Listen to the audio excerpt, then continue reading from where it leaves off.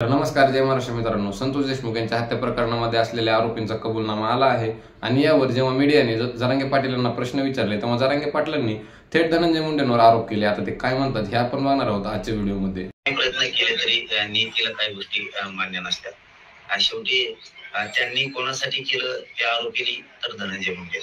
ही धनंजय मुंडेची संघटित गुन्हेगारी करणारी टोळी होती. म्हणजे जमिनी हडपायची, खंडाण्या वसूल करायची आणि हे धनंजय मुंडे सगळा पैसा दिला जाईल त्यांच्याकडे. एक नंबरचा आरोपी तो या टोळी तयार करून असे कृत्य घडवणार.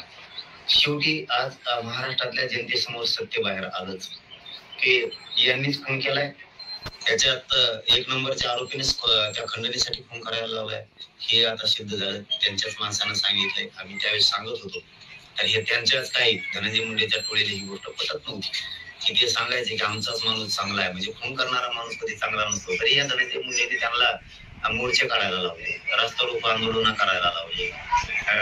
मी माझा काही संबंध नसताना सुद्धा माझे सुद्धा फोटोला धनंजय मुंडेने चपला हाणायला लावल्या. म्हणजे शेवटी तुम्ही असं कितीही कृत्य केलं तरी नियतीला मान्य नसतं. आज ते झालं आणि तुम्हाला त्याचं फळ सुद्धा मिळालं. माझ्या नादी जर लागले ना इथून पुढे तरी आणि माझ्या समाजाच्या बी नादी लागले तर मी सोडणार नाहीये. कारण हे सत्यच आहे की यांनी खून केला आणि धनंजय मुंडेच्या सांगण्यावर केला.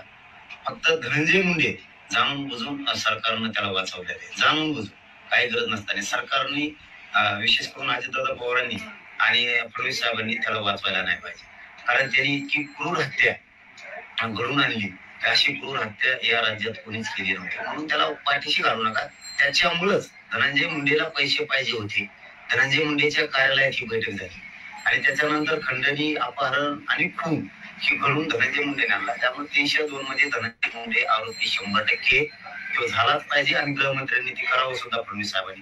तर केला नाही तर एक नाही एक दिवस बदलणार आणि या संतोष भैयाच्या खून खटल्याचा पुन्हा तपास होणार. पण धनंजय मुंडे 302 मध्ये आहे, त्याला घेतलंच पाहिजे. हे जे आरोपी आहेत यांनी जे आता कबुली दिली की खून आम्ही केला, अपहरण आम्हीच केलं, त्यांनी हेही सांगितलेलं असावं की धनंजय मुंडेच्या सांगण्यावरूनच आम्ही केले.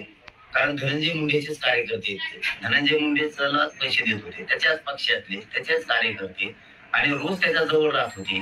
त्याच्या बळाशिवाय, शक्तीशिवाय, त्यांनी पाठबळ दिल्याशिवाय यांच्यात धमक नाही. तो 100% 302 मध्ये आहे. सरकारी प्रतिनिधी या आंदोलनात घुसले सरकारचे आणि त्यांनी धनंजय मुंडेला वाचवलं. त्यांनी डोक्यावर पाप घेतलेला आहे. त्याचा परिणाम आणि फळ त्यांनाही भोगावं लागलं.